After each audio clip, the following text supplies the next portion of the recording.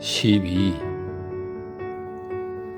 그들은 식사를 마친 뒤 엘소르도의 캠프를 떠나 오솔길을 따라 내려갔다.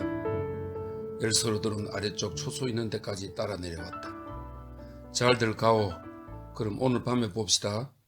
그가 작별 인사를 했다. 안녕히 계십시오, 동지. 로버트 조들이 그에게 말했다. 세 사람은 배웅하는 영감을 뒤로 한 채 오솔길을 따라 내려왔다.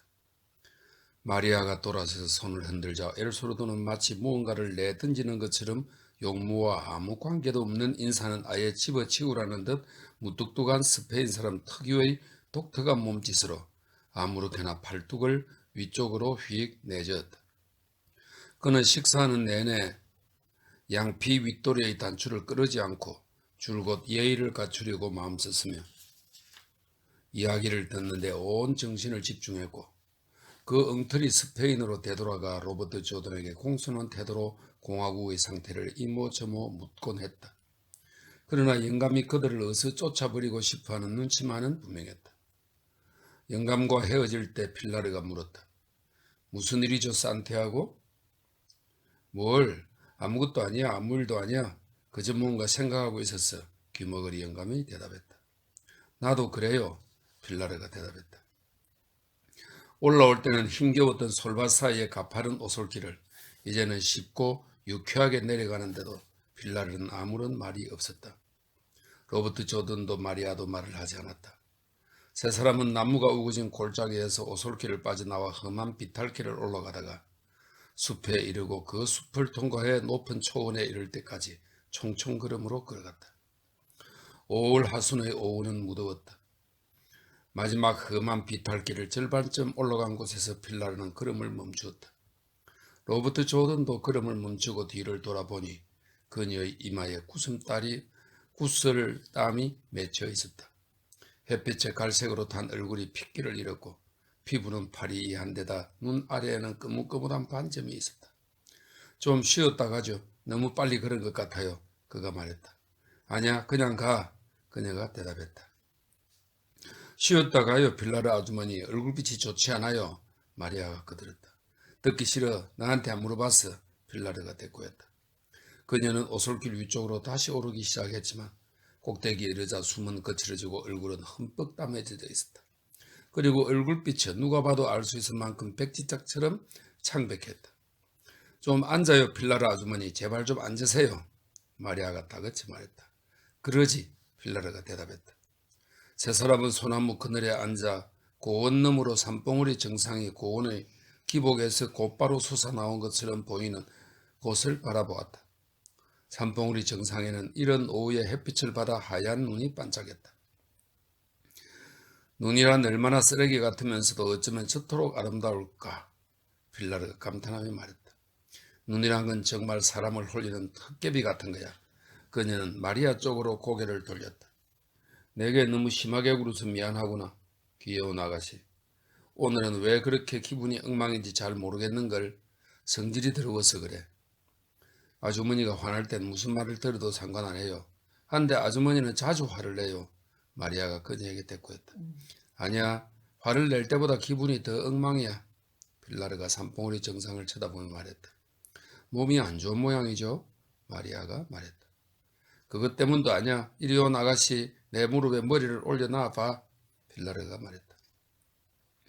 마리아는 그녀 쪽으로 바싹 다가가 두 팔을 뻗어 베개 없이 잠자리에 드는 사람처럼 팔베개를 하고 그 위에 머리를 얹고 들어누웠다. 그리고 얼굴을 들어 필라르를 쳐다보며 생글 미소 지었지만 필라르는 초원 건너편 산봉우리를 바라볼 뿐이었다. 그녀는 마리아를 내려다 보지도 않은 채 그녀의 머리를 쓰다듬고 투박한 손가락으로 그녀의 이마에서 귓전으로 그리고 목덜미로 내려가며 어루만졌다. 조금만 있으면 이 애를 차지할 수 있을 거요.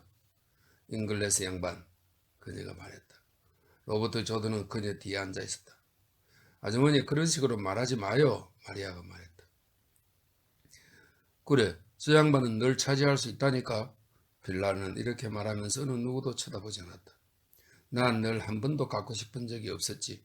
하지만 셈이 나는구나. 필라르 아주머니 그런 식으로 말하지 마요. 마리아가 말했다. 저 양반은 널 차지할 수 있어. 정말 셈이 나는구나. 빌라르가 이렇게 말하고는 그 아가씨의 귓볼 주위를 손가락 끝으로 만지작거렸다. 그렇지만 아주머니, 우리 사이에 그런 건 아무것도 없다고 설명해 준 건 바로 아주머니였잖아요. 세상엔 언제나 그런 일이 있는 법이야. 있을 법하지도 않는 일이 늘 있는 법이라고. 하지만 내겐 없어. 정말로 없어. 난 네 행복을 바랄 뿐 그 이상 아무것도 바라지 않아. 마리아는 아무 말 없이 머리를 가볍게 꿰려고 하면서 그냥 가만히 누워있었다. 내 말 좀 들어봐, 아가씨. 빌라르가 말을 이으며 이제 멍한 표정으로, 그러나 공중에 뭘 그리는 것처럼 손가락 끝으로 아가씨의 얼굴을 어루만졌다. 있잖니, 난 널 사랑한단다. 하지만 저 양반이 너를 차지할 테지. 난 레즈비안이 아니라 남자를 위해 태어난 여자야. 정말로 그래. 하지만 지금 이렇게 대낮에 널 사랑한다고 말하니 참 기분이 좋구나. 나도 아주머니를 사랑해요. 쓸데없는 소리는 제발 그만둬. 넌 내가 뭘 얘기하는지도 잘 모르고 있어. 왜 몰라요? 천만에 넌 몰라. 어쨌든 넌 이 잉글리스 양반 거야. 그건 벌써 뻔한 일이고 또 그래야만 해. 나도 그렇게 되기를 바라고 있어. 다른 건 아무것도 바라지 않아. 난 변태 같은 얘기를 하고 있는 게 아니야. 사실을 얘기하고 있을 뿐이지. 이제 앞으로도 나한테 사실대로 얘기해 줄 사람은 아마 별로 없을 거야. 특히 여자는 더 그래. 난 지금 셈이 나서 솔직히 얘기하는 거야. 사실이 그래. 그러니까 이렇게 말하는 거야. 그럼 이제 말하지 마요. 말하지 말라고요. 빌라르 아주머니. 마리아가 대꾸했다. 왜 말하지 말라는 거야? 빌라르는 여전히 두 사람 중 어느 쪽도 바라보지 않았다. 난 이런 얘기하는 게 실증날 때까지 할 테야. 그리고 그녀는 이번에는 아가씨를 내려다보더니 다시 말을 이었다. 이제 바로 그때가 온 거야. 그러니까 이제부터는 더 이상 얘기하지 않을게. 알겠니? 아주머니, 그런 식으로 말하지 마요. 마리아가 말했다. 넌 참 귀여운 토끼 같은 애야. 자, 이젠 그런 쓸데없는 얘기는 다 끝났으니까 어디 머리를 들어봐. 빌라르가 말을 이었다. 쓸데없는 얘기는 아니었어요. 그리고 머리를 이렇게 하고 있으니까 기분이 좋아요. 마리아가 말했다. 안 돼. 머리를 들어봐. 빌라르가 말하면서 큼직한 두 손을 아가씨의 머리 밑에 갖다 대고 일으켰다. 그런데 잉글리스 양반. 그녀는 여전히 아가씨의 머리를 붙잡고 초원 너머로 먼 산을 바라보았다. 고양이한테 혓바닥이라도 깨물린 거야? 고양이가 있어야죠. 로버트 조던이 대꾸했다. 그러면 어떤 짐승한테 물렸겠지? 그녀는 아가씨의 머리를 바닥에 내려놓았다. 어떤 짐승도 아니죠. 로버트 조던이 대답했다. 그럼 자기 혓바닥을 집어 삼켰나 보지? 응? 아마 그런가 보죠? 로버트 조던이 대답했다. 그래, 맛이 좋더우? 빌라르가 고개를 돌리며 그를 향해 희죽 웃었다. 그다지요. 그럴 줄 알았어. 맛이 좋으리라고는 생각지 않았어. 하지만 당신 토끼를 돌려주리다. 하기야 당신 토끼를 빼앗으려고 한 적은 한 번도 없지만 토끼라니 참 좋은 이름을 붙였어. 오늘 아침에 자네가 그렇게 부르는 걸 잘 들었지. 로버트 조던은 얼굴이 붉어지는 것을 느꼈다. 당신은 참 짓궂어요. 그가 그녀에게 말했다. 천만에. 하지만 너무 단순해서 지독히 복잡하다고 할까? 자네도 복잡한 편인가, 잉글리스 양반? 아니요. 하기야 그렇게 단순한 편도 아니죠. 난 당신의 마음에 들었어, 잉글리스 양반. 빌라르가 이렇게 말하고는 빙긋 미소를 짓고 몸을 앞쪽으로 일으키더니 다시 미소를 짓고는 머리를 흔들었다. 지금 당신한테서 이 토끼를 뺏고 또 이 토끼한테서 당신을 뺏을 수만 있다면 얼마나 좋을까? 그럴 수는 없을걸요.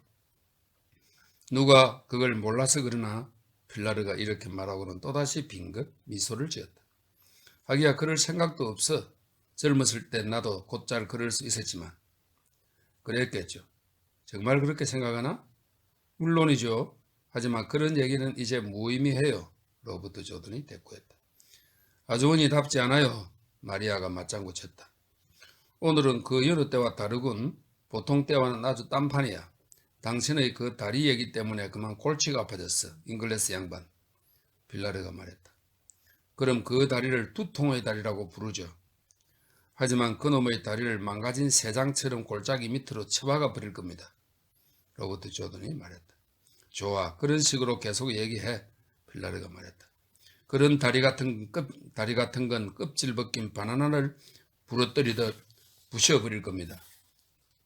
그럼 나도 바나나를 먹을 수 있을 테지. 자, 어서 얘기를 계속 해봐. 잉글리스 양반. 계속 허풍을 떨어봐. 필라르가 말했다. 그럴 필요가 있나요? 이제 어서 캠프로 돌아가죠. 자네 임무로 말이지. 이제 곧바로 그럴 때가 올 거야. 당신을 단 둘이만 있게 해준다고 내가 그러지 않았나? 아니에요. 할 일이 많아요. 그 일도 중요하지. 게다가 그리 시간이 오래 걸리지도 않을 테고. 그만둬요. 필라르 아주머니 말이 그칠잖아요. 마리아가 말했다. 나야 늘 입이 그칠지. 하지만 꽤 점잖은 데도 없지 않아. 당신들 둘만 남겨드리지. 아까 말한 질투 얘기는 헛소리였어.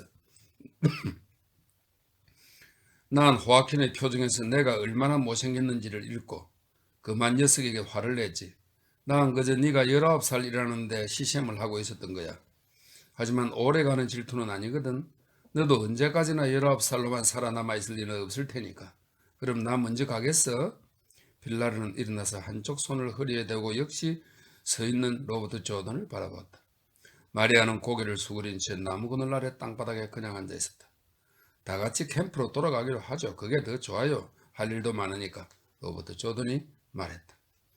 필라르는 고개를 돌리고 아무 말 없이 앉아있는 마리아를 향해 고개를 끄덕였다. 필라르는 미소를 지으며 거의 눈에 띄지 않을 만큼 가볍게 어깨를 으쓱하며 말했다. 길은 알고 있겠지? 내가 알아요. 마리아가 고개를 들지 않고 대답했다. 그럼 난 간다. 필라르가 말했다. 맛있는 음식이라도 만들어 놓고 기다리고 있겠어. 잉글리스 양반. 그녀는 캠프 쪽으로 흐르는 개울을 향해 초원의 히스바 속으로 걸어 들어가기 시작했다. 좀 기다려요. 우리 모두 같이 가는 게 좋겠어요. 로버트 조던이 그녀를 향해 소리쳤다. 마리아는 아무 말 없이 가만히 앉아 있었다. 필라르는 뒤를 돌아보지도 않았다. 안 돼. 같이 와. 그럼 이따 캠프에서 만나. 그녀가 말했다. 로버트 조던은 가만히 그곳에 서 있었다. 아주머니가 괜찮을까? 아깐 아파 보이던데. 그가 마리아에게 물었다. 그냥 가게 내버려 둬요. 마리아가 여전히 고개를 수그린 채 대답했다. 같이 가야 하는 건데. 그냥 가게 내버려 둬요. 가게 내버려 둬요. 마리아가 말했다. 13. 두 사람은 고운 풀밭의 우거진 히스 속을 걸었다. 로버트 조던은 히스가 다리에 스치는 것을 느꼈고 가죽집 안에 든 권총이 허벅지에 묵직하게 닿는 것을 느꼈으며 햇볕이 머리 위에 따갑게 내려 쬐는 것을 느꼈다. 또 눈 덮인 산봉우리에서 불어오는 산들바람이 등으로 서늘하게 닿는 것도 느꼈고 손에서는 손가락을 각지 끼어 힘껏 붙잡는 아가씨의 손을 느꼈다.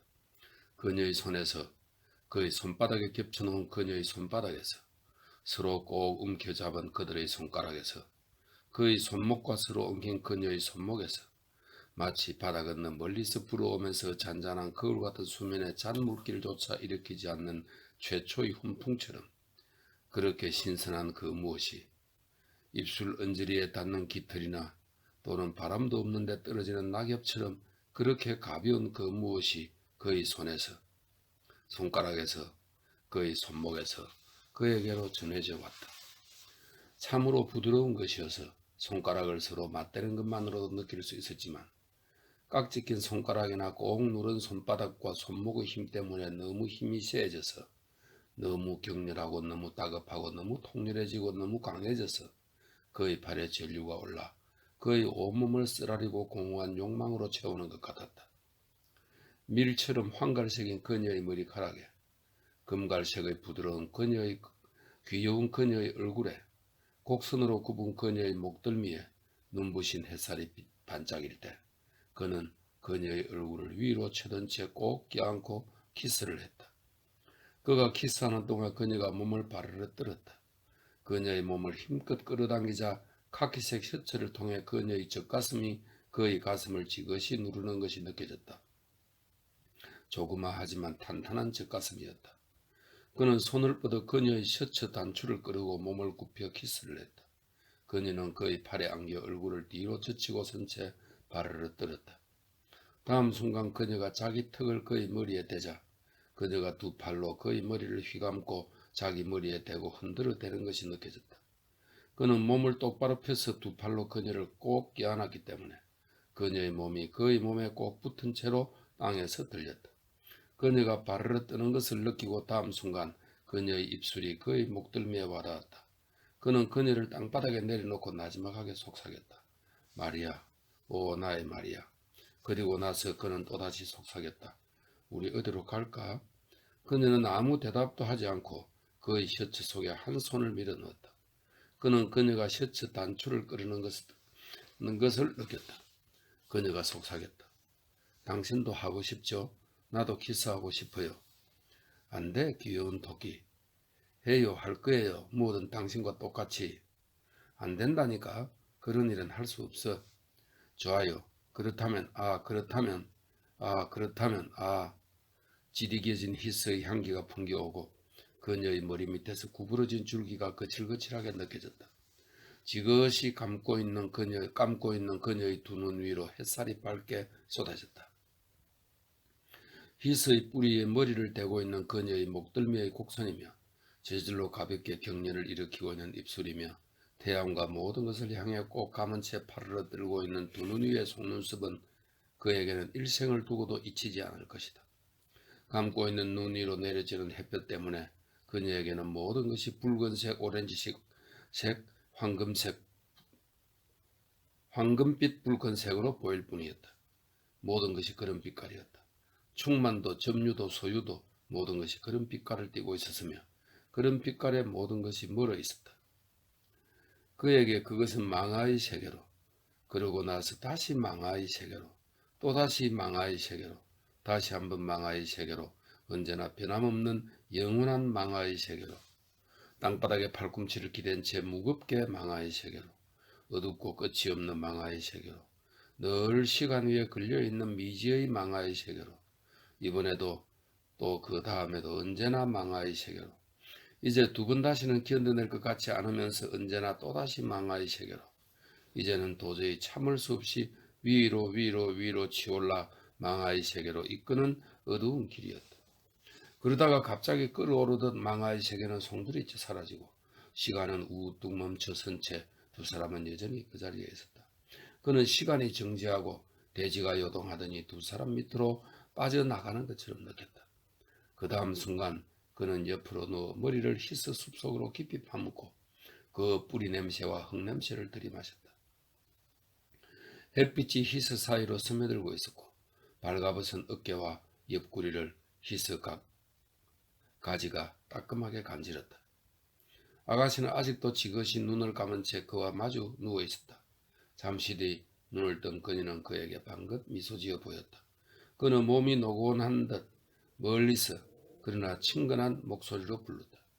어이 나의 토끼. 그러자 그녀는 생글 웃으며 바로 옆에서 나의 잉글레스. 난 잉글레스가 아니야. 그가 아주 나른한 목소리로 말했다. 아 맞아요 나의 잉글레스. 그리고 그녀는 두 손을 뻗어 그의 귀를 붙잡고 이마에 키스했다. 이봐요 어땠어요? 이젠 키스를 전보다 잘하죠? 얼마 뒤 두 사람은 함께 개울을 따라 걸었고 그가 입을 열었다. 마리아, 난 당신을 사랑해. 당신이 너무도 귀엽고 너무도 황홀하고 너무도 아름다워서 당신과 사랑을 나누고 있을 때는 그만 죽고 싶은 심정이었어. 아, 난 그때마다 죽는걸요. 당신은 죽지 않아요? 그녀가 말했다. 아니, 하지만 그의 죽어가는 기분이지. 그런데 당신은 땅바닥이 움직이는 걸 느꼈어? 그럼요, 느꼈어요. 죽어갈 때요. 그 팔로 나를 껴안아줘요. 안 돼. 이렇게 당신 손을 잡고 있으니까 손만으로도 충분해. 그는 그녀를 바라보다가 매 한 마리가 먹이를 찾고 있는 초원으로 시선을 돌렸다. 산등성이에는 벌써 오후의 구름이 몰려오고 있었다. 다른 여자하고 사랑할 때는 그렇지 않았겠죠? 두 사람이 손을 맞잡고 그럴 때 마리아가 그에게 물었다. 그렇지 않았어, 정말이야. 이제까지 당신은 여자들을 많이 사랑했겠죠? 몇 사람 되지. 하지만 당신처럼 그렇게 사랑해 본 적은 없었어. 그리고 그렇지도 않았고요. 정말로요. 기분은 좋았지만 그렇진 않았어.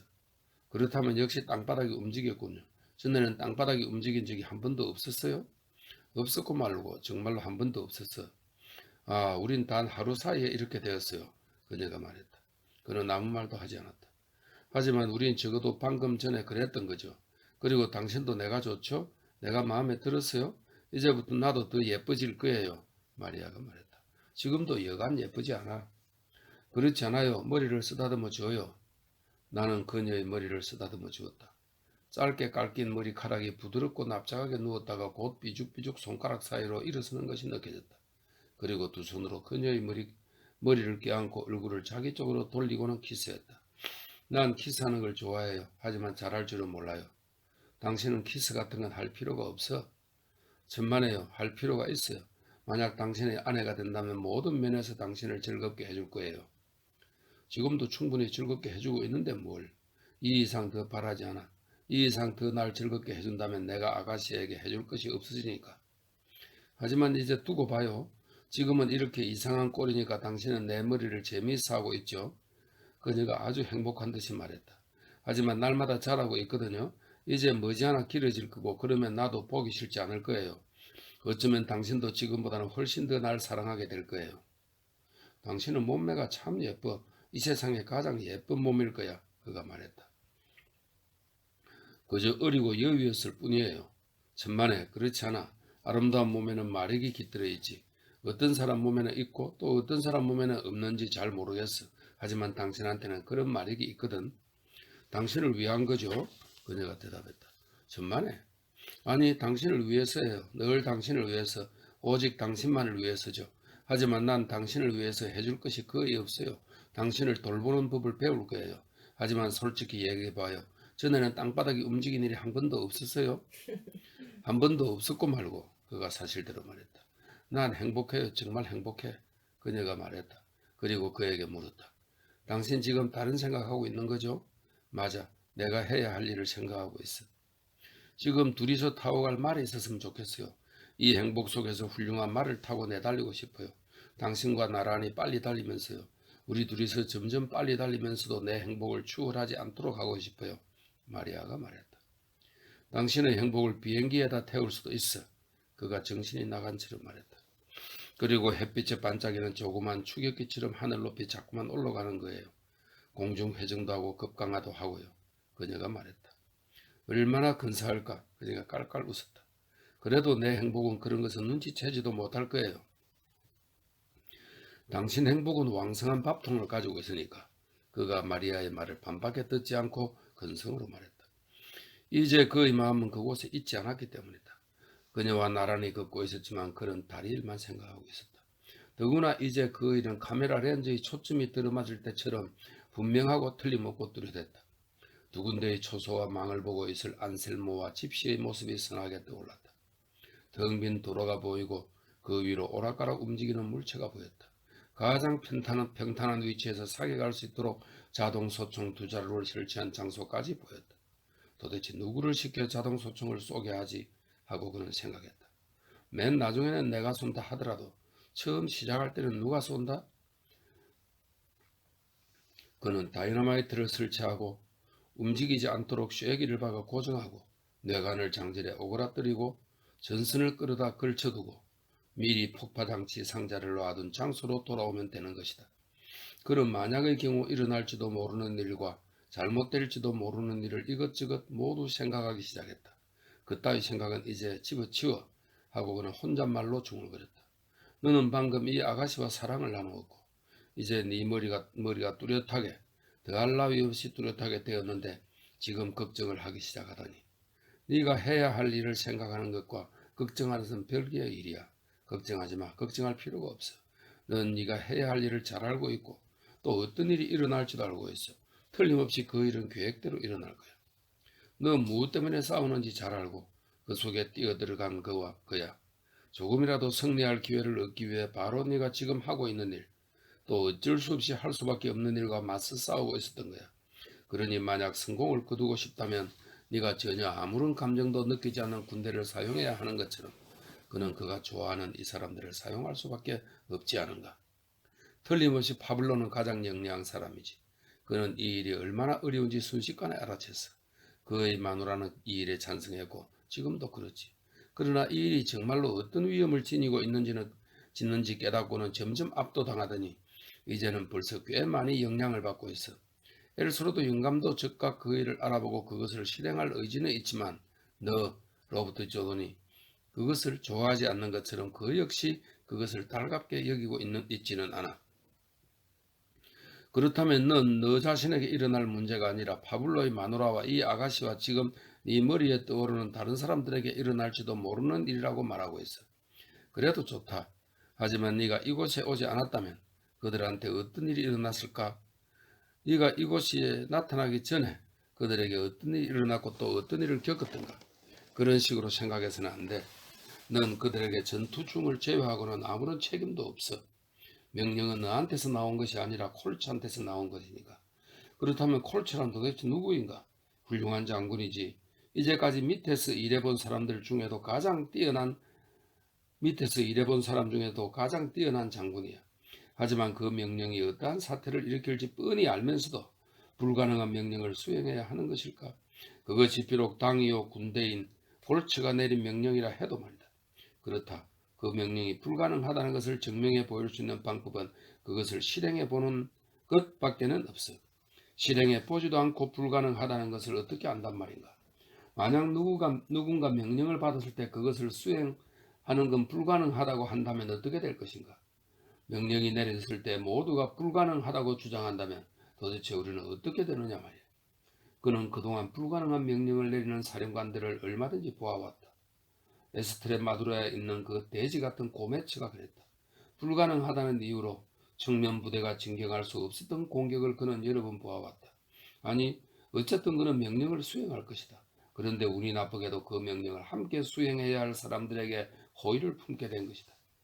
그들 유격대가 하는 일에서는 그들을 숨겨주고 함께 일해준 사람들에게 그 큰 위험과 아군을 안겨주었다. 무엇 때문인가? 결국 이 나라를 더 이상 위험이 없고 살기 좋은 곳으로 만들기 위해서다. 진부와 말처럼 들릴지라도 역시 그것은 진실이다. 만약 공화국이 패배한다면 그것을 지지하는 사람들은 더 이상 스페인에서 살 수 없게 된다. 하지만 정말로 그렇게 될까? 그렇다. 파시스트들이 점령하고 있는 지역에서 이미 일어나고 있는 사태를 보아 그렇게 될 것이 뻔하다고 그는 깨닫고 있었다.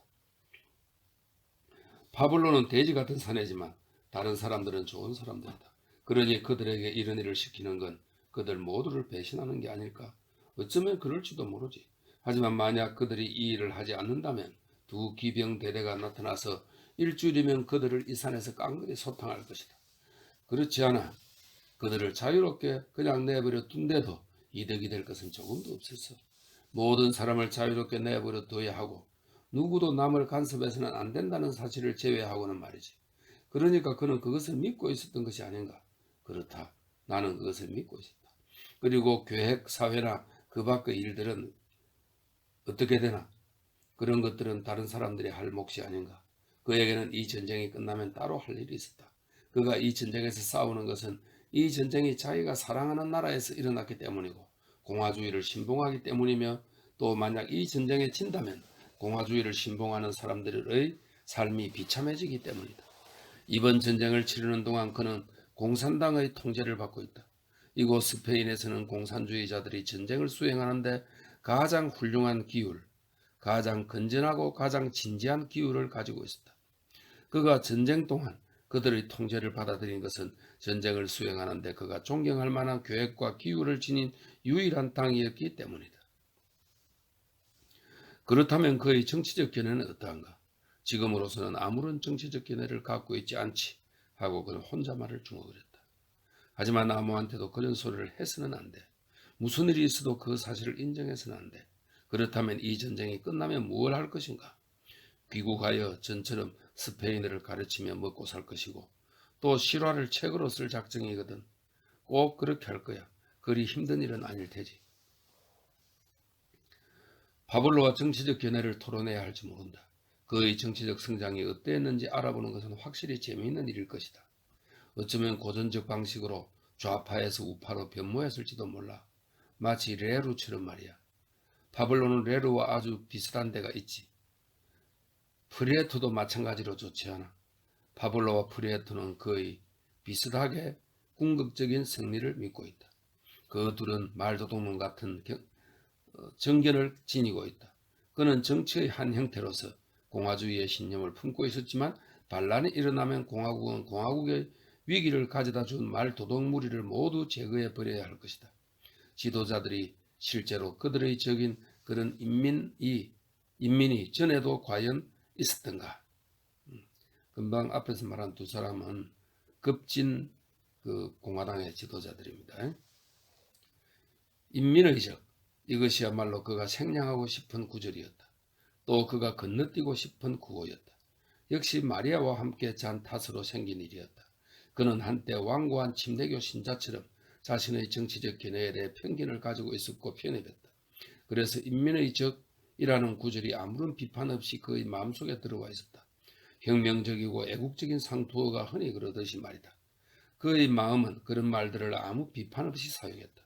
물론 그런 말들은 진리이기는 했지만 너무 쉬워서 남용하기 쉽다. 그러나 어젯밤부터 오늘 오후까지 그의 마음은 이 문제에 대해 훨씬 명료해지고 또 훨씬 분명해졌다. 편견이란 참으로 우스운 것이다. 편견을 갖자면 자신이 절대로 옳다고 확신할 필요가 있다. 자제만큼 확실성과 정당성을 만들어내는 것도 없다. 그렇다면 자제란 이단의 적인 셈이다. 만약 그가 이 문제를 자세히 검토한다면 그 전제가 어떻게 유지될 수 있을까? 어쩌면 그 때문에 공산주의자들이 자유분방한 생활을 엄속히 단속하는 것이리라. 술에 만취하거나 간통이나 간음을 범했을 때 그토록 속절없는 사도신경의 이 대치물인 당의 강령을 개인적으로 범하고 있다는 사실을 깨닫게 되는 것이 아닌가. 자유분방한 생활을 타도하라. 마야코프스키의 죄를 타도하라. 마야코프스키는 이 러시아 혁명기의 시인인데 개인의 자유로운 영혼을 질식시킨다고 생각하면서 자살한 사람이랍니다. 이 공산당 체제가. 하지만 마야코프스키는 또다시 성자가 되었지. 그것은 그가 무사히 세상을 떠났기 때문이거든. 너도 안전하게 세상을 떠날 거야 하고 그는 속으로 중얼거렸다. 자, 이제 그런 생각을 그만두기로 하자. 마리아에 대해서나 생각하자. 마리아는 그의 완고한 편견에 아주 가혹했다.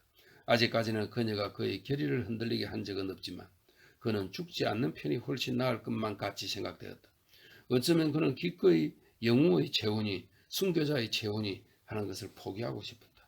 어떤 다리에서든 테르모필레, 옛날 그 기원전 페르시아가 두 번째로 그리스를 침공하면서 벌인 전투의 격전지 테르모필레의 전투를 연출한다든지 호라티우스가 된다든지, 호라티우스는 로마 시대 공화정 말기의 군인이자 시인입니다. 된다든지 또는 손가락으로 제방을 틀어막은 네덜란드의 소년은 되고 싶지 않았다. 영웅이나 이런 게 되고 싶지 않다 이런 뜻이. 그렇다. 그는 얼마 동안 마리아와 함께 살고 싶었다. 이것이 가장 솔직한 고백이리라. 그녀와 더불어 이제까지는 언제까지든 오래오래 살고 싶었던 것이다. 이제 더 이상 긴 시간 같은 것이 있으리라고는 믿어지지 않았지만 만약 그런 시간이 있다면 그는 그 시간을 마리아와 함께 보내고 싶었다. 우리는 둘이서 호텔로 들어가 리빙스턴 박사 부부라고 등록할 수 있을 거야 하고 그는 생각했다. 왜 그녀와 결혼하지 않겠는가? 꼭 할 거야. 그는 생각했다. 이제 그녀와 결혼할 거야. 그러면 우리는 아이다호주의 스밸리, 텍사스주의 코퍼 크리스티 또는 몬태나주의 뷰트에 사는 로버트 조던 부부가 되겠지. 스페인 아가씨는 훌륭한 아내가 되지. 아직 아내로 맞아보지 않았지만 예상할 수 있는 일이야. 그리고 내가 대학에 복직하면 그녀는 교수의 아내가 될 테지. 그리고 스페인어 과목을 수강하는 학부 학생들이 저녁에 담배를 피우러 놀러와서 케베도, 로페데 베가, 갈도스 뭐 이런 사람들은 전부 스페인의 작가들입니다.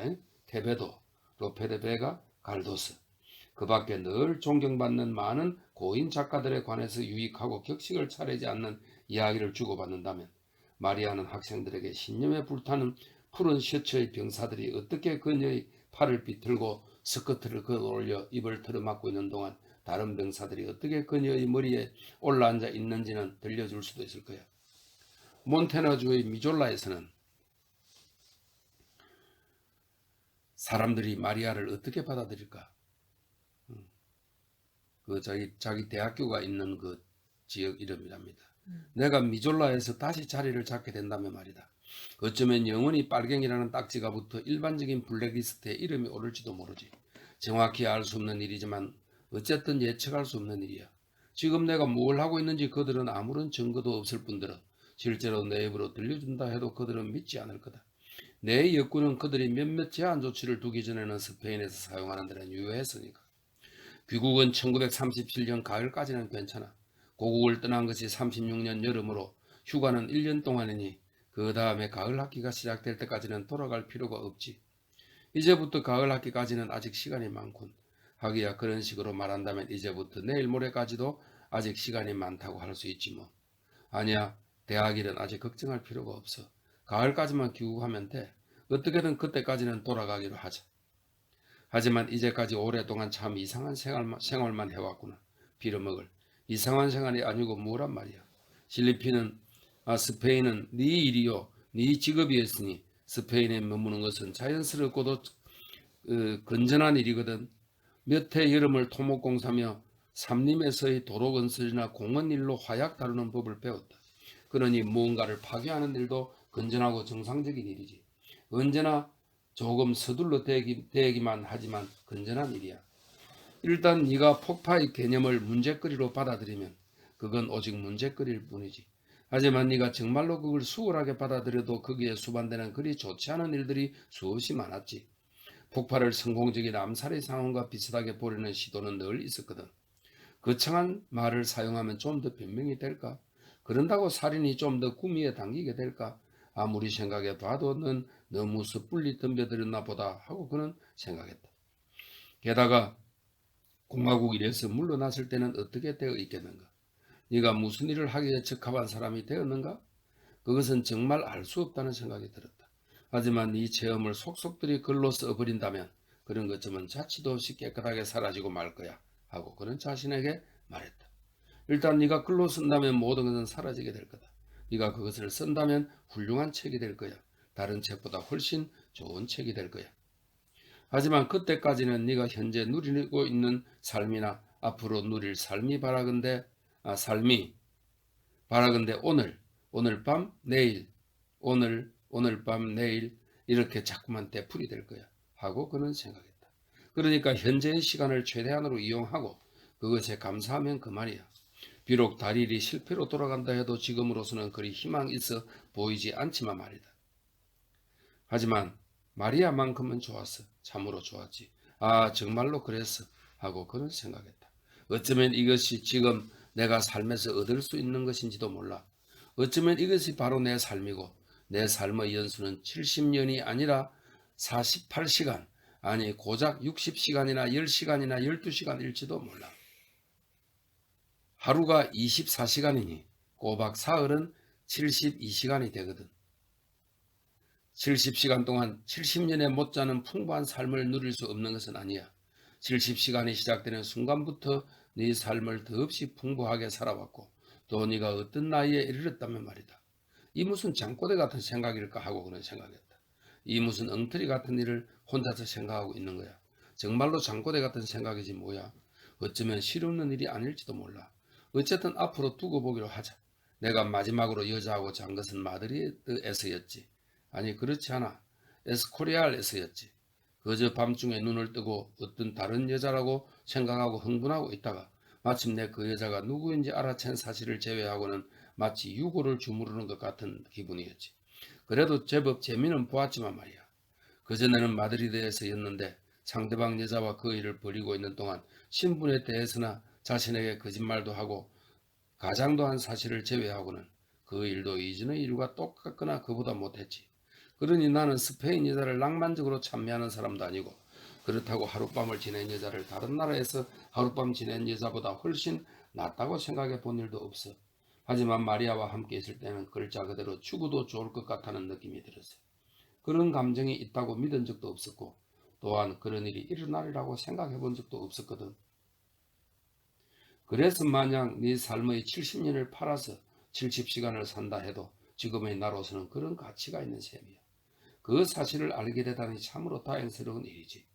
그리고 만약 오랜 시간이나 앞으로 남은 삶도 없고 또 지금부터의 시간도 없고 오직 있는 것이라곤 현재뿐이라면 바로 이 현재야말로 찬양해야 할 것이 아니겠는가. 나는 그것을 가지고 있기에 참으로 행복해. 지금을 뜻하는 나우, 이오라, 맹트낭, 오이테. 그런데 나우란 말은 전 세계가 되고 네 삶이 되기에는 조금 이상한 느낌이 드는군. 오늘 밤을 뜻하는 에스타, 투나잇, 서수하루, 오이테, 아벤테는 어떤가? 인생과 아내를 뜻하는 라이프와 와이프, 비와 마리. 이것도 잘 들어맞지 않는군. 프랑스 사람은 이것을 남편으로 바꾸어 버렸나? 나우와 프라우가 있지만 이것도 별로 어울리지 않아. 죽음을 뜻하는 데드, 모르, 무에르토, 토트의 예를 들어보자. 이 중에서 토트가 가장 잘 어울리는군. 전쟁을 뜻하는 워, 게르, 구라, 크리크는 어떤가? 이 중에서 크리크가 가장 전쟁 같은 실감이 나지 않는가? 어쩌면 내가 독일어를 잘 몰라서 그런 것일까? 애인을 뜻하는 스위트핫, 셰리, 프렌자, 샤츠는 어떤가? 이 모든 것을 주고라도 마리아와 바꾸고 싶었다. 그야말로 멋진 이름이었어. 그런데 그들은 모두 함께 그 일을 하게 될 거야. 그리고 먼 장래의 일도 아니지. 확실히 그 일은 언제 생각해봐도 갈수록 불리한 일처럼 보이는군. 오늘 아침에는 전혀 제대로 수행할 수 없는 일처럼 느껴지기도 했지. 막다른 곳에 다다른 상태가 되면 밤까지만 버텨보다 도망쳐야지. 어쨌든 밤까지만 끌어보다가 다시 들어보도록 애써보자. 어두워질 때까지만 끌다가 도망칠 수 있다면 어쩌면 일이 잘 풀릴지도 몰라. 그렇다면 이 끈질긴 작전을 날이 밝을 때 시작하면 어떨까? 그게 어떨까? 그리고 저 가련한 엘스로도 영감은 그 사정을 조심스럽게 설명하려고 엉터리 스페인어를 집어치우지 않았던가? 골츠가 처음 그 이야기를 언급한 이후 특별히 일을 나쁘게 생각할 때면 의뢰 그런 경우를 생각하지 않았던 것처럼 말이다. 엊그제 밤부터 평소 명치에 소화되지 않는 빵조각 덩어리가 걸려있는 것처럼 그 생각을 하며 지내오지 않은 것처럼. 무슨 상관이냐 말이야. 넌 지금껏 너의 인생을 살아왔는데 그들이 마치 무슨 중요한 의미라도 되는 것 같군. 하지만 그런 일은 언제나 아무런 의미도 없이 끝장나버리지. 전에는 결코 이번 일 같은 경우가 없었거든.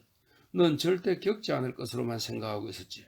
그런데 이런 허술한 쇼에서 불가능한 조건 속에서 다리를 폭파하려는 너를 도와주기 위해 또 어쩌면 이미 시작되었을지도 모르는 적의 역습을 무산시키기 위해 보잘것없는 두 유격대를 편성하다가 넌 마리아라는 아가씨를 우연히 만나게 된 거지.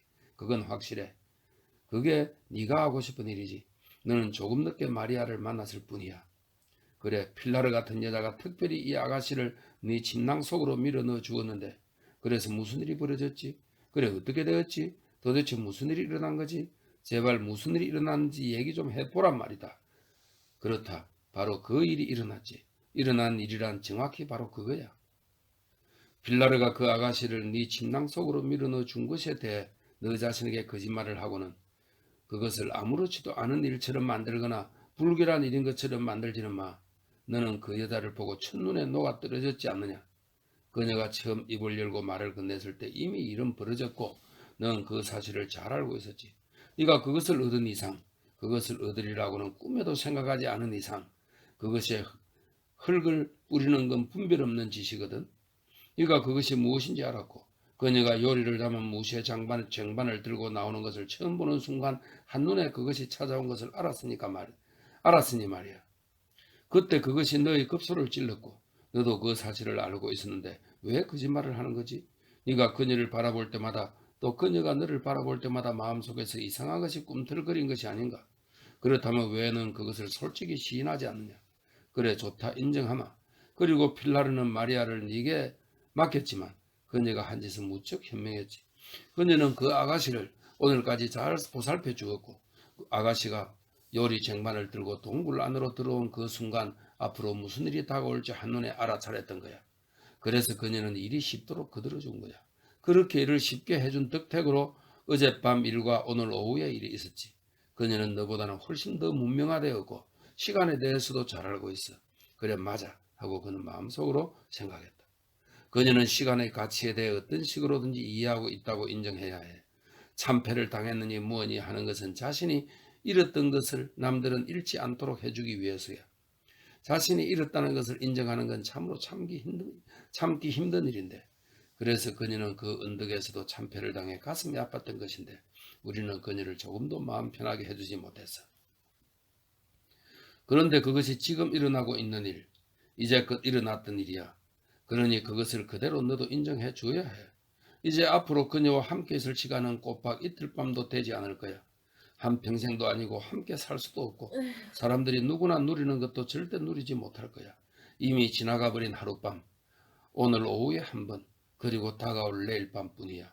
어쩌면 그뿐일지도 몰라. 정말로 그래. 시간도 없고 행복도 없고 재미난 일도 없고 아이들도 없고 집도 없고 목욕탕도 없고 깨끗한 잠옷 한 벌도 없고 조간신문도 없고 함께 눈 뜰 일도 없고 잠에서 깨어나 그녀가 옆에 있어 네가 외롭지 않다는 사실을 알 도리도 없어. 그렇다. 그런 것들은 하나도 없지. 하지만 이것이 삶에서 네가 얻으려는 전부라면, 그리고 네가 그것을 찾았다면 왜 시트를 깐 침대에서 하룻밤쯤 잘 수 없단 말인가? 너는 지금 불가능한 것을 요구하고 있어. 정말 불가능한 것을 바라고 있는 거야. 그러니 만약 네가 말하는 것처럼 이 아가씨를 그렇게 사랑하고 있다면 아주 열렬히 지속적으로 오래 사랑할 수 없는 데서 오는 결함을 불같은 열정으로 보충해야 하지 않을까? 지금 내 말 듣고 있는 거야? 저 옛날 사람들은 그것을 위해 생을 바쳤지. 네가 그것을 찾아낸 지금 이틀 밤이라도 얻었는데도 이런 엄청난 행운이 어디서 찾아왔는지 의아스럽게 생각하고 있구나. 이틀 밤이야.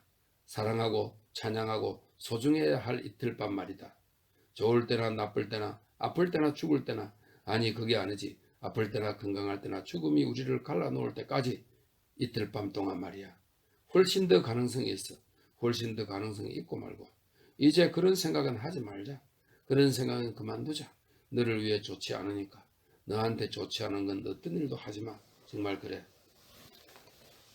이게 바로 골츠가 한 말이었지. 곁에 오래 있을수록 골츠는 똑똑해 보였어. 그가 묻고 있었던 게 바로 이런 거였지. 비정규 근무의 보상에 대해서 말이야. 골츠도 이것을 겪은 적이 있었을까? 절박함과 시간의 부족, 그리고 상황 때문이었을까? 이와 비슷한 상황이 주어진다면 누구나 다 이런 감정에 사로잡히게 되는 것일까? 자신에게 일어나고 있는 일이기 때문에 특별하다고 생각할 뿐인가? 골츠도 붉은 군대의 비정규 기병사령관 노릇을 하고 있을 때는 이렇게 서둘러 여러 여자와 잠을 잤을까? 또 여러 상황과 다른 일들을 잘 엮어 그 아가씨들을 마리아처럼 그런 식으로 만들었을까? 골츠는 아마 모든 것을 알고 있어서 네게 주어진 이틀 밤에 네 모든 삶을 살아야 한다고 보여주고 싶었는지 모른다. 지금 우리가 살고 있는 것처럼 살면서 네가 언제나 누려야 할 모든 것을 허락된 짧은 시간 안에 집중시켜야 한다고 알려주고 싶었는지 모른다. 훌륭한 신념이었어. 하지만 그는 마리아가 오직 상황 때문에 만들어졌다고는 믿지 않았다. 물론 그녀가 그의 상황은 말할 것도 없고 그녀 자신의 상황에서 나온 반동이 아닌 이상에는 말이다. 한 가지, 그녀의 상황은 썩 좋지 않아 하고 그는 생각했다. 그래, 틀림없이 그렇게 썩 좋지가 않지. 만약 지금의 상황이 이렇다면 어쩔 수 없지. 하지만 이 상황이 좋다고 말해야 하는 법은 없었어. 내가 이제껏 느껴온 것을 지금 느낄 수 있을지는 몰랐어 하고 그는 생각했다. 이런 일이 내게 일어나리라고도 말이야. 나는 전 생애를 걸고라도 이것을 내 것으로 만들고 싶어. 넌 그렇게 할 거야 하고 다른 쪽의 그가 말했다. 넌 그렇게 할 거야. 넌 지금 그것을 갖고 있고 그것은 너의 전 생애가 아니더냐. 지금 말이야. 지금 말고는 아무것도 없어. 어제라는 것도 없고 내일이라는 것도 없지. 도대체 몇 살이나 되어야 그것을 안다는 말이냐. 오로지 현재만 있을 뿐이야. 만약 그 현재가 겨우 이틀 뿐이라면 그 이틀이 네 모든 인생이며 그 속의 모든 것은 그 비율로 존재하거든. 이게 네가 이틀 동안의 일생을 보내는 방법이야. 그리고 만약 내가 불평은 집어치우고 절대로 손에 넣을 수 없는 것만 바라지 않는다면 넌 훌륭한 삶을 살 수 있을 거야. 훌륭한 삶이란 성서에서 말하는 그 기간으로 셀 수 있는 건 아니거든. 그러니까 이제는 걱정하지 말고 현재 네가 갖고 있는 것을 누리고 맡은 일이나 해. 그러면 넌 긴 인생을, 그것도 아주 즐거운 인생을 보낼 수 있을 거야. 최근 즐거운 삶을 누리지 않았던가? 뭘 그렇게 불평만 늘어놓고 있는 것인가?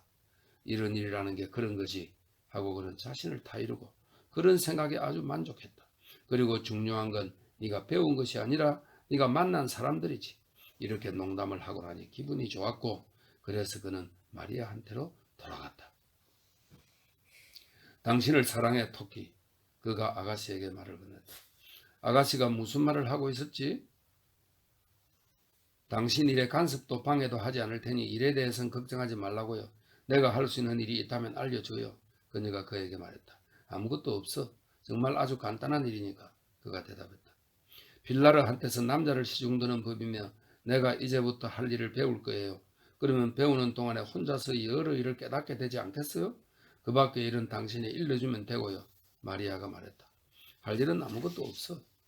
무슨 소리예요? 아무것도 할 일이 없다니. 오늘 아침 일만 해도 침낭을 잘 틀어 바람에 쐬고 어디 양지 바른 곳에 걸어둬야 되겠어요. 그리고 이슬이 내리기 전에 걸어드려야 했고요. 계속 해봐, 토끼. 당신의 양발도 빨아 말려야 하고요. 언제나 2킬로쯤은 마련해 두고 싶어요. 그 다음에 또 뭐가 있지? 당신이 가르치만 주면 당신 권총을 닦고 기름칠을 해두고 싶어요. 키스해줘. 로버트 조던이 말했다. 싫어요. 이건 심각한 얘기예요. 권총에 대해 가르쳐 줄 거죠? 빌라르 아주머니는 헝겊과 기름을 갖고 있어요. 동굴 안에는 거기에 맞을 꽂을 때도 있고요. 물론이지. 가르쳐 주고 말고. 그 다음은요. 만약 권총 쏘는 법을 가르쳐 주면 우리 두 사람 중 어느 누가 부상을 당하거나 포로가 되고 싶지 않는다면 한쪽에서 다른 쪽을 먼저 쏴 죽이고 자기도 죽을 수 있잖아요. 그거 참 재미난 얘기군. 그런 생각을 많이 해? 로버트 조던이 물었다. 그다지 많이 하진 않아요. 하지만 근사한 생각이에요. 빌라르 아주머니가 이걸 주면서 사용하는 방법도 가르쳐 주었어요.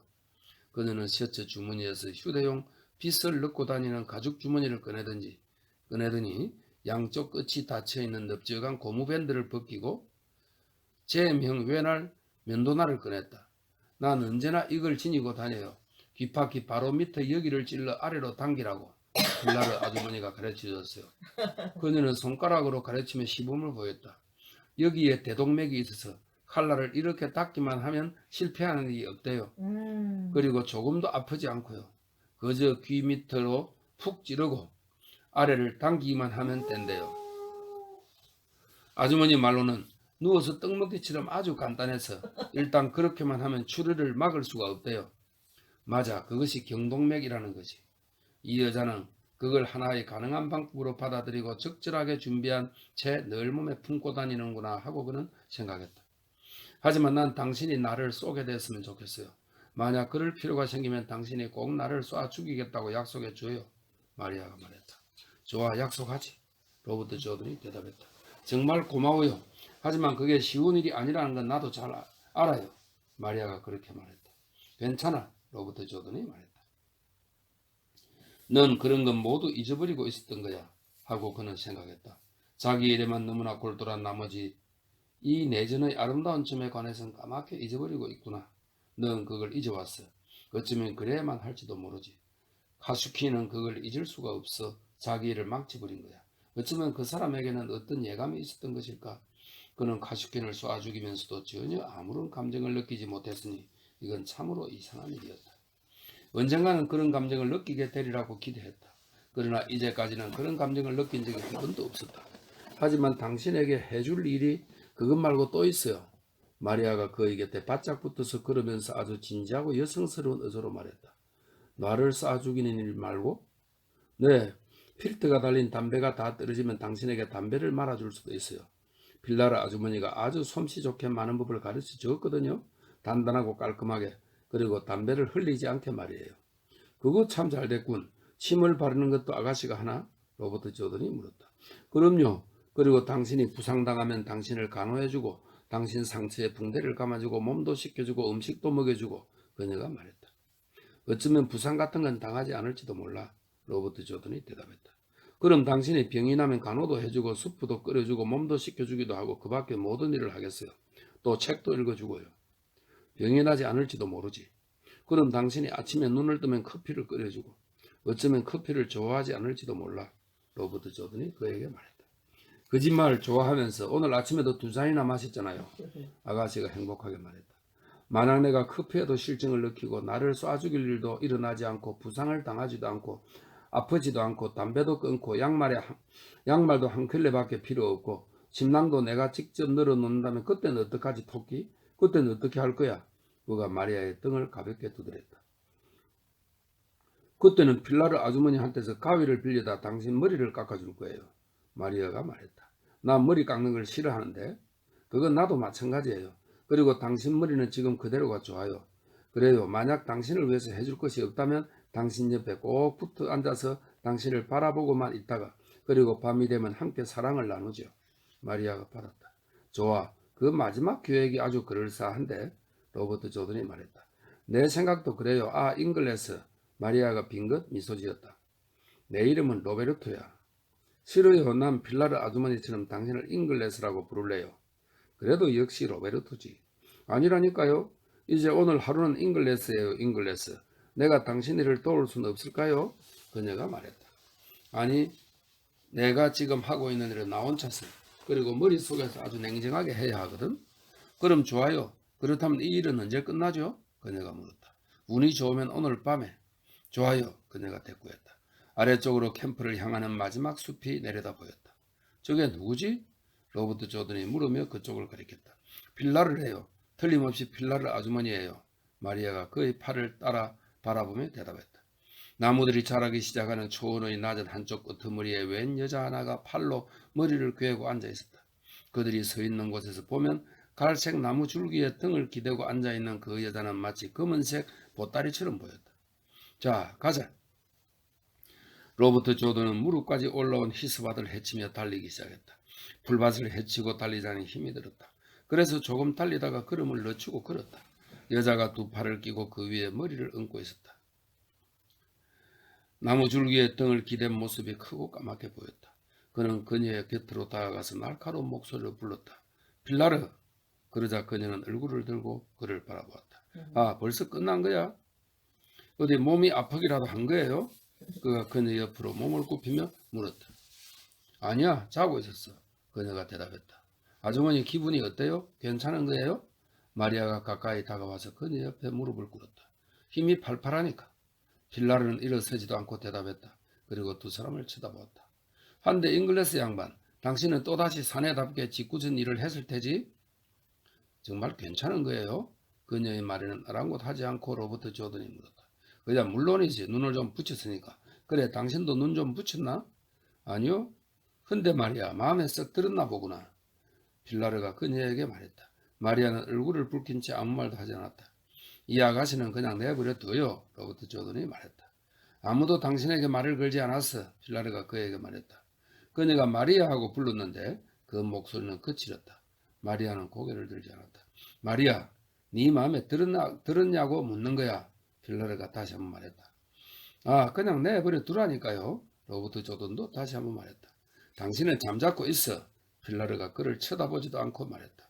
이봐 마리아, 내게 한마디만 해봐.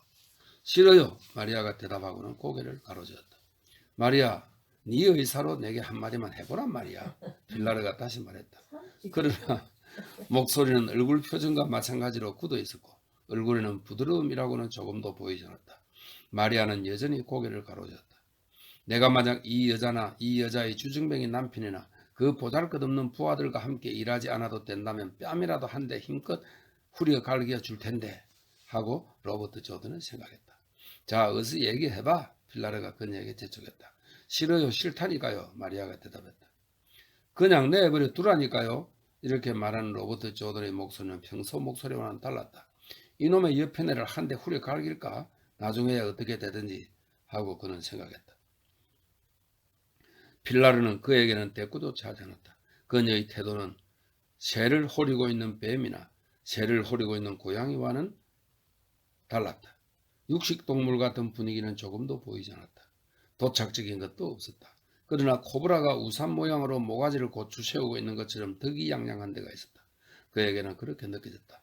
득이양양한 데서 오는 위협을 느낄 수 있었다. 그러나 무언가 알아내려는 강압적인 태도일 뿐 어떤 악의를 지닌 태도는 아니었다. 어떤 꼴을 보지 않았으면 좋으련만 하고 로버트 조던 이런 꼴을 보지 않았으면 좋으련만 하고 로버트 조던은 생각했다. 하지만 이런 일로 따귀를 떼기를 수는 없지. 마리아, 너한테 손가락 하나 되지 않을 거야. 그러니 너 스스로 자진해서 어디 말해봐. 하고 손가락 하면 안 되는. 빌라르가 말했다. 그러나 마리아는 고개를 내줬다. 마리아, 이제 자신의 의사로 말해보라니까. 내 말 알아듣겠어? 어서 뭐든 좋으니. 빌라르가 다시 말했다. 싫어요, 싫다고요, 정말 싫어요. 그녀가 부드럽게 대답했다. 자, 어서 말해보라니까. 뭐든 좋으니까. 너도 알게 될 거야. 자, 어서 말해봐. 빌라르가 말했다. 땅바닥이 흔들렸어요. 정말이에요. 그래서 아주머니한테 얘기할 수 없어요. 마리아가 필라르를 쳐다보지도 않고 말했다. 그래? 필라르가 말했다. 그 목소리는 부드럽고 다정했으며 억지로 거리는 것 같은 느낌은 조금도 없었다. 그러나 로버트 조던은 그녀의 이마와 입술에 조그만 땀방울이 맺혀 있는 것을 보았다. 그랬을 거야. 정말로 그랬을 거야. 정말이에요. 마리아가 이렇게 말하고는 입술을 깨물었다. 물론 정말이고 말고. 하지만 너희 쪽 사람들한테는 말하지 마. 아무도 믿어주지 않을 테니까. 필라르가 부드러운 목소리로 말했다. 근데 당신에게 칼리무 인디언 피가 들어있진 않겠지, 잉글레스 양반? 그녀는 안전자리에서 일어서려고 했고 로버트 조던은 손을 내밀어 그녀가 일어나는 것을 도와주었다. 아니요, 난 그런 건 잘 모르겠는데요. 그가 대답했다. 마리아도 그럴 리 없지. 참으로 이상하군, 필라르가 말했다. 하지만 정말로 그랬어요, 필라르 아주머니. 마리아가 말했다. 왜 그렇지 않았겠니, 딸아? 나도 젊었을 땐 땅바닥이 빙빙 돌았지. 그래서 사방이 마구 흔들려 땅바닥이 내 밑에서 꺼져버리는 것 아닌지 덜컥 겁이 났어. 매일 밤 그런 일이 있었거든. 거짓말 마요, 마리아가 말했다. 그래, 거짓말을 하고 있는 거야. 평생에 땅바닥이 움직인 적은 3번밖에 없었어. 넌 정말 땅바닥이 움직인 거야? 필라르가 물었다. 그래요, 정말이에요, 아가씨가 대답했다. 당신은 어땠나, 잉글레스 양반? 거짓말하지 말고. 필라르가 로버트 조던을 쳐다봤다. 그래요, 정말 그랬죠. 그가 대답했다. 좋아, 좋다고. 그건 굉장한 일이지. 3번이었다니 그게 무슨 말이죠, 아주머니? 마리아가 물었다. 왜 그렇게 말했어요? 3번이었어. 넌 이제 겨우 1번 경험한 셈이지. 필라르가 말했다. 3번밖에 없었다고요? 보통 사람은 단 1번도 느끼지 못해. 땅바닥이 움직였다는 그거 확실한 거야? 필라르가 물었다. 떨어지는 것만 같았어요. 마리아가 대답했다. 그럼 정말 땅바닥이 움직인 모양이구나. 자, 그럼 이제 캠프로 돌아가자. 3번뿐이라니 왜 그런 터무니없는 말을 하는 건가요? 로버트 조던이 함께 솔밭 사이를 걸으면서 몸집이 큰 그 여자에게 물었다. 터무니없는 말이라고? 그녀가 얼굴을 찡그리며 그를 쳐다보았다. 자네나 터무니없는 말을 그만두지 그래. 이 귀여운 잉글레스 양반. 그것도 손금 보는 것처럼 마술인가요?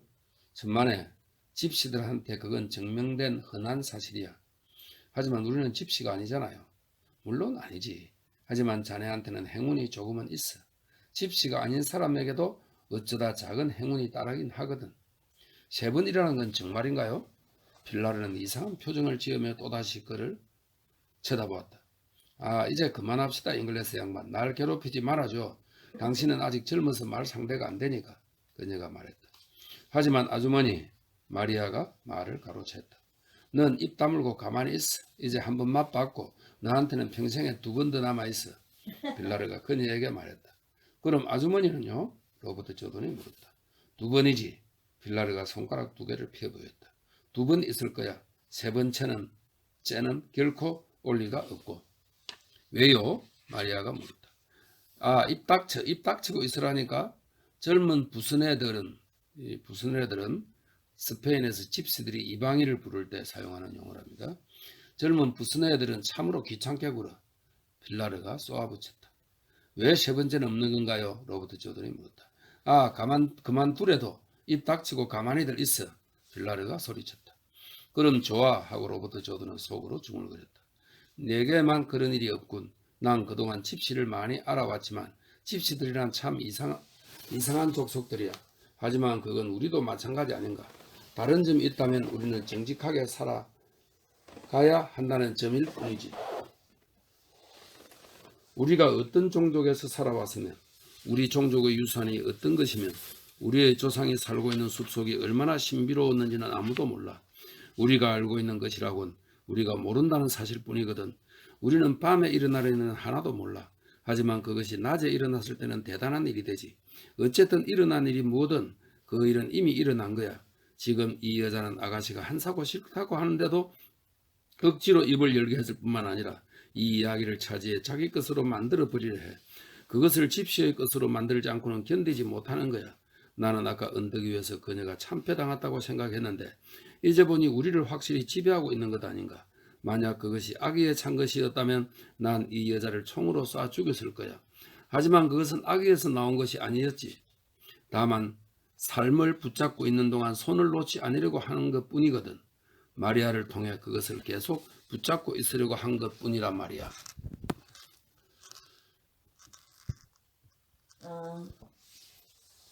이 전쟁이 무사히 끝나고 나면 여자들이 연구해보는 것도 재미있는 일일 거야 하고 그는 생각했다. 필라로부터 시작해서 하는 것이 좋겠어. 굳이 말한다면 이 여자는 꽤 복잡한 하루를 보내는 듯하군.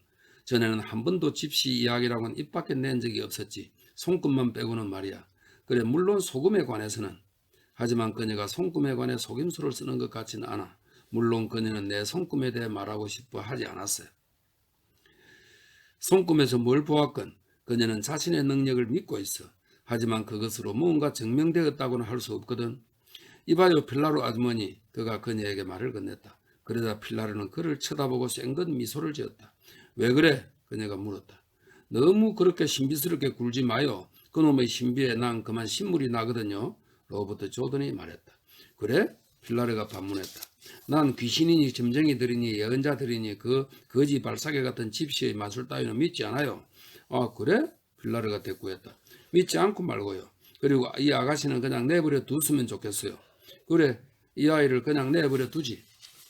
그리고 그 신비스러운 것들도 집어치우고요. 우리에겐 해야 할 일이 산더미 같은데 그런 하찮은 일로 머리를 복잡하게 할 필요는 없잖아요. 신비한 일들은 적게 하는 대신 작업을 더 많이 하도록 하죠. 알겠어. 필라르가 이렇게 말하고 동의한다는 듯 고개를 끄덕였다. 그런데 잉글레스 양반, 자네도 땅바닥이 움직였나? 그녀가 말하며 그를 향해 빙긋 미소를 지었다. 정말로 그렇다니까요. 움직였어요. 필라르는 웃었고 선체 로버트 조던을 쳐다보며 계속 웃었다. 아, 잉글레스 양반, 자네는 아주 우스꽝스러워. 이제 위험을 되찾으려면 꽤 노력해야 되겠는걸? 우라질 여자 같으니 하고 로버트 조던은 생각했다. 하지만 그는 입을 꾹 다물었다. 이렇게 그들의 이야기를 주고받는 동안 하늘에는 구름이 끼기 시작하며 해를 가렸다. 산쪽을 돌아보니 하늘은 벌써 음산하게 잿빛으로 내려 덮이고 있었다. 꼭 눈이 올 것만 같군. 필라르가 하늘을 올려다보며 그에게 말했다. 이 계절에요. 6월이 다 됐는데요. 눈이 오지 말라는 법이 어디 있어. 이 산은 계절 같은 건 몰라. 지금은 음력 5월이야. 눈이 올 리 없어요. 절대로 없어요. 그가 말했다. 무엇라 해도 마찬가지야. 잉글레스 양반. 눈이 내릴 거야. 그녀가 그에게 말했다. 로버트 조던은 햇빛이 희미하게 누른빛으로 변해버린 음산한 잿빛 하늘을 올려다보았다. 그가 바라보는 동안 해는 완전히 사라져버렸고 하늘은 온통 잿빛으로 변하더니 부드러우면서도 음산하게 가라앉았다. 산봉우리는 이제 햇빛 때문에 시야에서 사라지고 말았다. 정말인가 봅니다. 아주머니 말이 맞는 것 같군요. 그가 말했다.